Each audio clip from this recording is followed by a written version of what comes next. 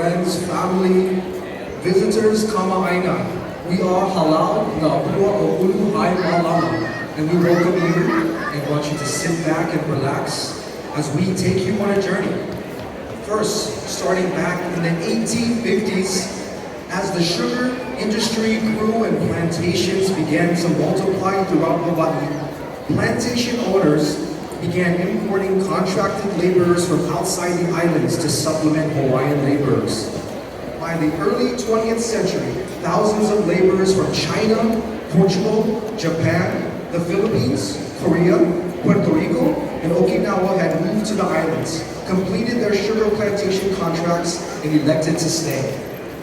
This blending of cultures in such close geographic borders would ultimately influence many of the things we consider uniquely Hawaiian. From the multi-ethnic foods we eat, fashions we wear, and businesses we frequent, to the politicians we elect, fellow residents we befriend, and families we raise. Ask many Hawaii residents what ethnicity they most identify with, and they'll very likely check off a combination list of mixed plantation ethnicities rather than simply identifying a single culture. We are the rainbow culture, the model of the vanguard of what the world should be like. First, with China. Chinese laborers were the first immigrant group to arrive in Hawaii. These workers numbered more than 50,000 between 1852 and 1887. Many also arrived to work on rice plantations throughout the islands, which replaced kalo as a mass farm crop at the time. After finishing their contracts, about a third returned to China. Many more, however, elected to raise families here to provide their children better educational opportunities than they could in their homeland. Many Chinese laborers moved to urban areas like Honolulu, creating business and residential enclaves. Honolulu's Chinatown district, one of the oldest such districts in the U.S., remains a thriving hub of Chinese culture more than a century after it was settled.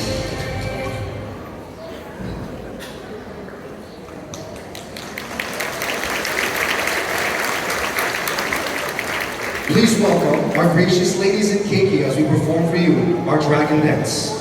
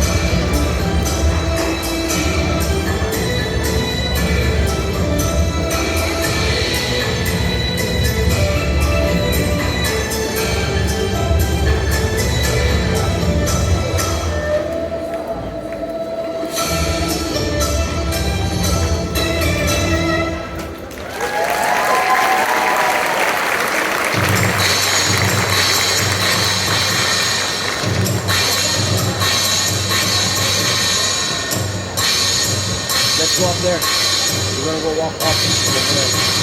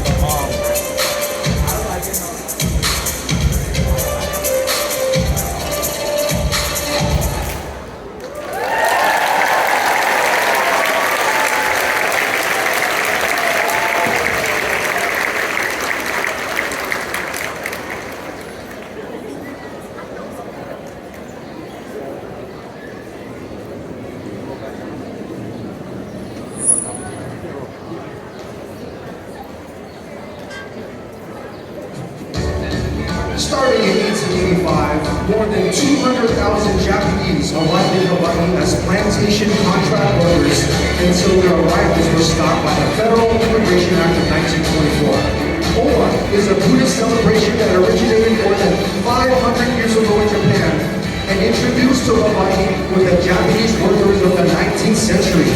Owa is the traditional summer festival to invite spirits of dead ancestors back home, hold a memorial service, and then send the spirits back to heaven. These festivals are very family-oriented activities and are often attended by 3 or even 4 generations within each family. Special mahalo goes to Sukikage Odorikai in teaching us Halau, Kapua, or uluhaimalama, 4 traditional folk and drum dances we're going to share. The first would be Temple Bushi, a Japanese folk song. Despite the term Bushi Bushi found in its name, the rhythm is in Swan Ondo style. It is a song about Hawaiian and refers to old Ike mine in Kyushu, Tagawa City.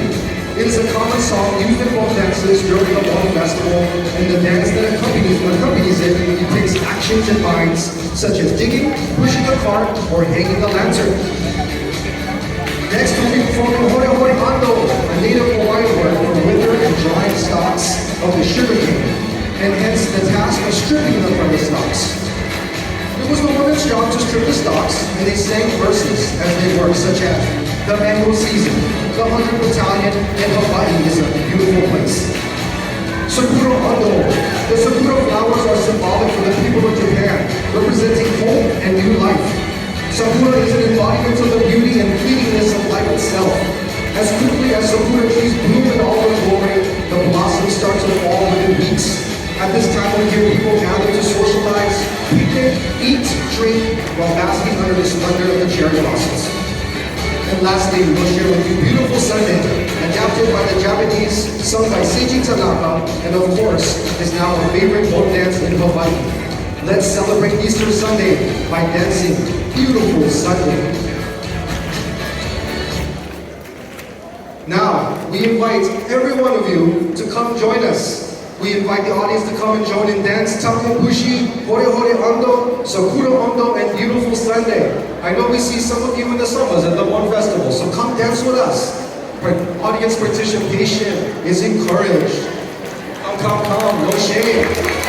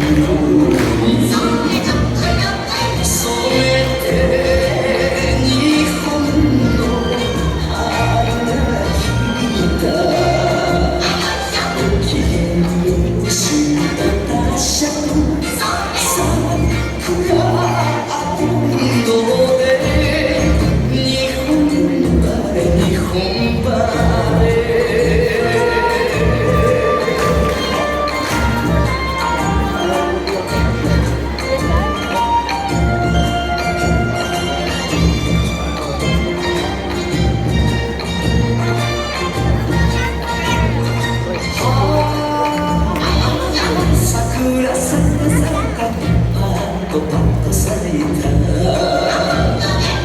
さすって引く手の見せ心歌に惚れた花びらの風にひらひら枯れ出す桜青いので人通り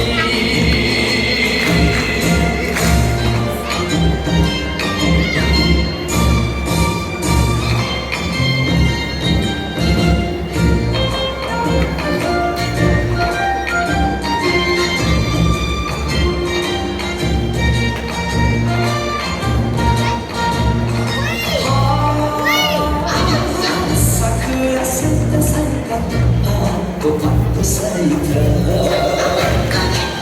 明日の平和の夢のため男だったら女とれあなたの足のふるさとは桜青いので花の国花の国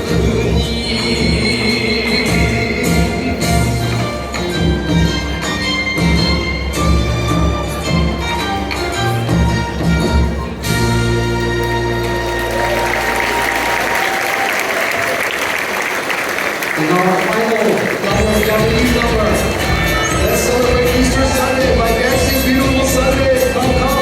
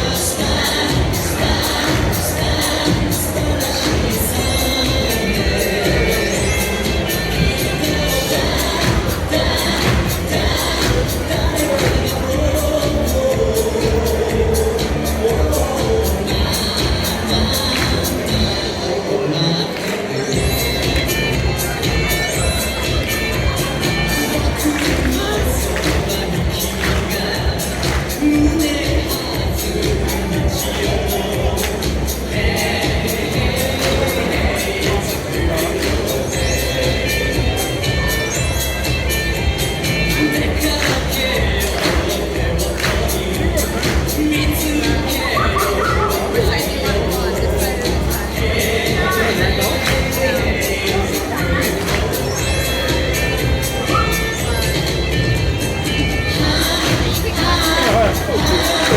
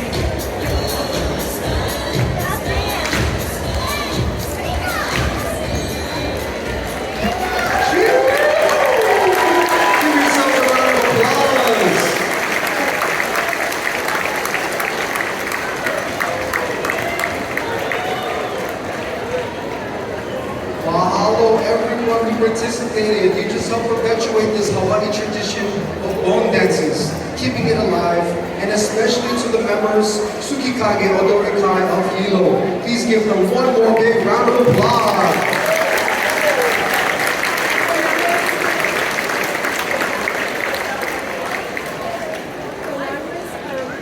As we continue on with our performance here, the Portuguese are next.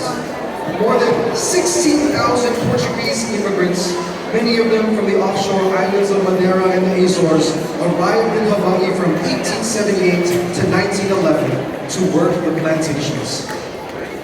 While Chinese and Japanese workers arrived in the islands as single men, the Portuguese came as founders with plans to stay.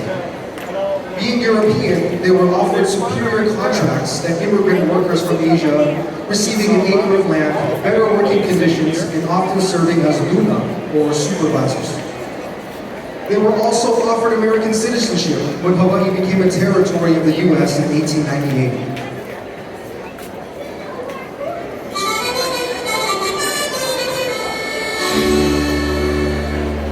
Upon completing their labor contracts, many Portuguese started their own businesses or farms. Some opened restaurants and bakeries, while others became paniolo, working the ranches on horseback. Today, the Portuguese influence on Hawaiian culture is found everywhere, from restaurant menus featuring comfort food, favorite Portuguese bean soup, to the distinctive plucking of a Hawaiian steel guitar. Now we share for you Vira de Salmonide and Chula Picada. Welcome, our dancers.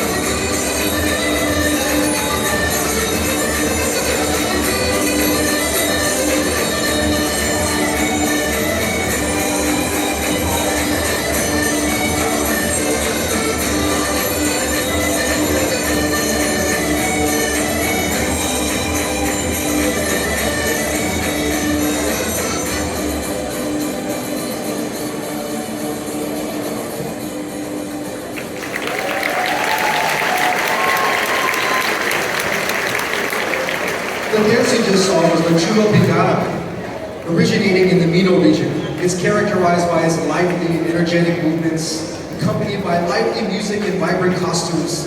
The dancers, both men and women, form lines or circles, often interweaving their arms as they perform intricate footwork and joyful leaps. The lyrics of the songs often tell stories of love, courtship, and everyday life in the Mino region. The Chula dance holds great significance in Portuguese culture as a representation of regional identity and community cohesion. It serves as a means of preserving and promoting traditional values, customs, and artistic expression. The dance embodies the spirit of joy, unity, and celebration, fostering a sense of belonging and cultural pride among participants and spectators alike. Any Filipinos in the building today? Any Filipinos? The importation of Filipino workers called sagadas, which roughly translates to Filipino migrant workers, began in 1906 and continued until 1946. During that time, an estimated 125,000 Filipinos were recruited from the Ilocos and Visayas regions of the Philippines to work in Hawaii. Sagadas were 3-year contract workers and did not have the intention to stay in Hawaii. Most wanted to make their riches and go back home with enough money to buy land. The contracts gave them passage to Hawaii and then back to the Philippines after their contract was over. Most Sagadas were single males. However, over time, Sagadas would send their relatives or bring families with them. We will share with you 2 traditional dances, Bandamo sa Halau and Tinikling.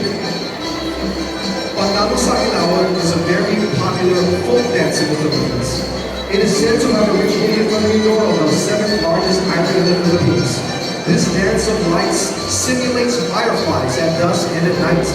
The word bandamo is from the Spanish bandago, a dance in 3/4 time. The phrase sa Halau is Tagalog for in light, and it refers to the 3 oil lamps that a dancer has to balance. One on the head and one on the back of each hand. And then we'll end with tickling. The dance originated in Portuguese island in the Visayas. It imitates the movements of the tickling birds as they walk between grass stems, run over tree branches, or dodge bamboo traps set by rice farmers. Dancers imitate the tickling birds' legendary grace and speed by skillfully maneuvering between large bamboo poles. And now, Bandamo sa Halau.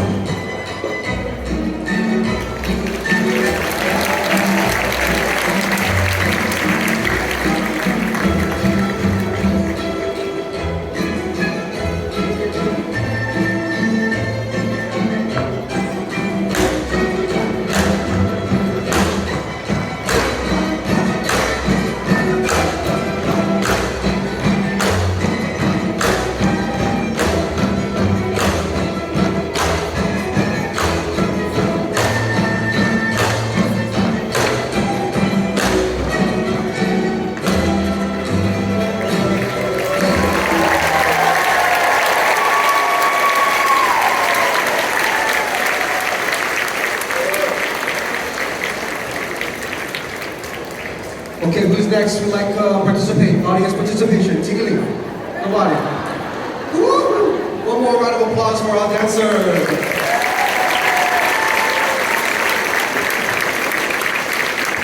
As we continue on our journey, no, we cannot forget about the other ethnic groups that came to Hawaii. The Koreans, Chinese, Japanese, and Portuguese laborers were already long entrenched in the hard labor of Hawaii's sugarcane fields when the first large group of Korean immigrants arrived on the RMS Gaelic in 1903. A mix of men, women, and children were mostly from small rural villages in Korea. Within 2 years of the Gaelic's docking, more than 7,000 Koreans would arrive in Hawaii for work, with many of them staying on. The Okinawans. Okinawa is the southernmost prefecture of Japan, comprised of hundreds of islands, but Okinawans in Hawaii rarely refer to themselves as Japanese. The first immigrant laborers from Okinawa arrived in the islands in 1900, eventually numbering more than 25,000. Arriving after the passing of the Organic Acts, the Okinawans, like the Koreans, were free from long-term plantation contracts and left to run their own farms and piggeries, open restaurants, find government work, and start businesses soon after arriving. Today's Hawaii Okinawan population numbers more than 50,000 that are part of the Hawaii United Okinawan Association. The association also hosts one of the biggest annual ethnic festivals in the state each August, the Okinawan Festival. Next come the Puerto Ricans. The Puerto Ricans were not the largest of the cultures immigrating to Hawaii for plantation work, but their presence would grow in years to come. Many of the first Puerto Ricans arriving in Hawaii in 1900 were out-of-work laborers from homeland coffee plantations destroyed by devastating hurricanes. This disaster made them a convenient labor option for plantation owners to take advantage of, since Puerto Rico, like Hawaii, was a U.S. territory at that time. By 1901, more than 5,000 Puerto Rican men, women, and children had immigrated here. Many remained, creating a Hawaii Puerto Rican population numbering more than 35,000 today.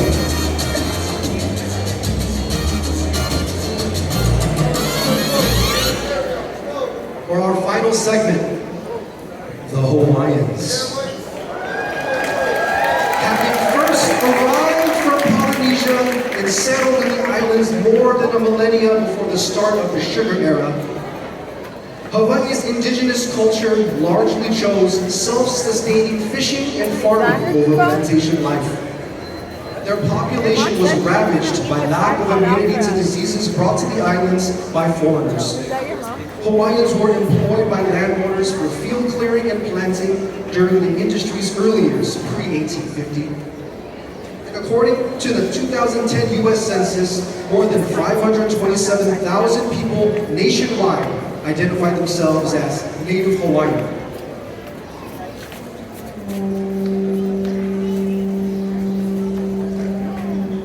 Hawaiian culture has particularly flourished in the last half-century through new generations of Kanaka Maoli, Native Hawaiians, perpetuating the Hawaiian language and traditional tenets of the culture, including hula, land and ocean stewardship, music, surfing, and a myriad of art forms.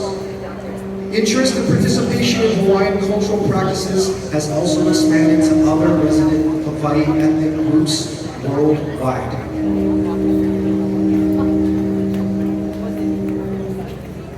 For our final number, first we're going to welcome Nakane uluhaimalama.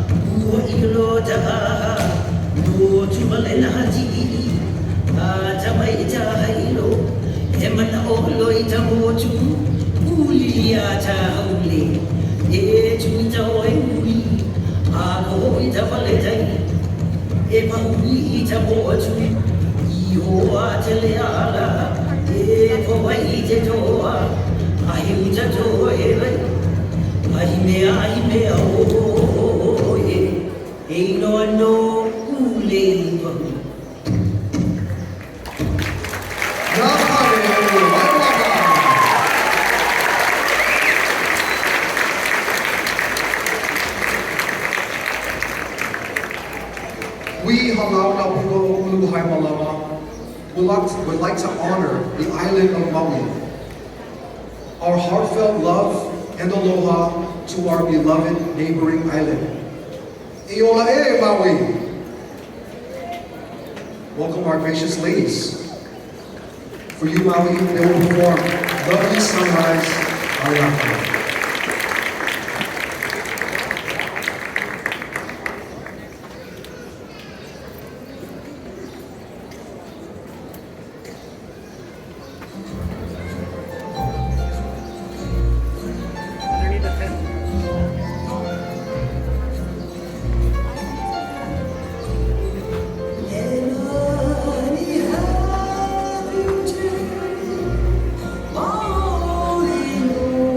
Oh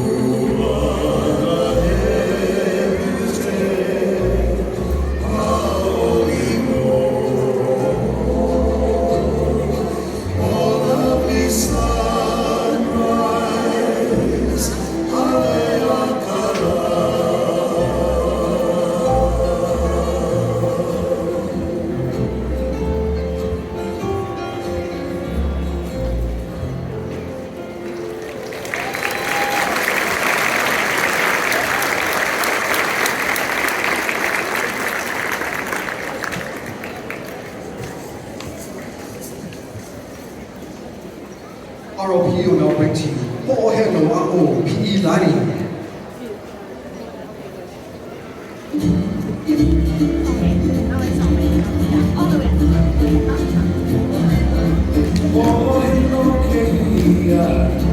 Sweet lady, love, say, I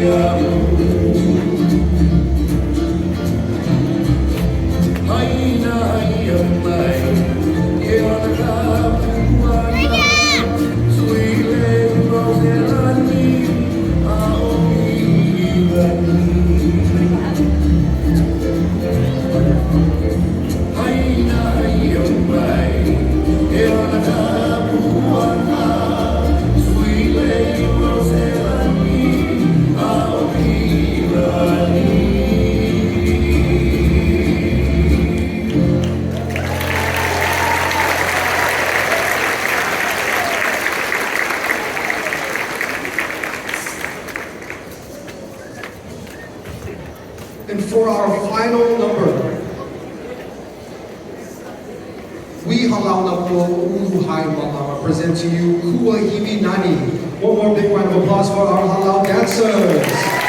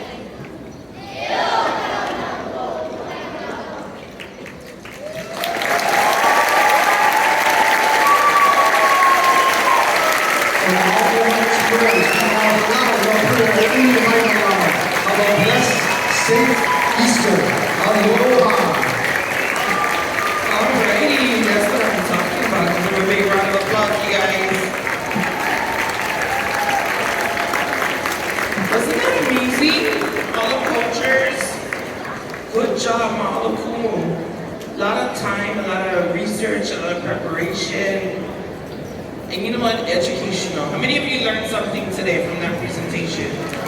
Right? Alrighty.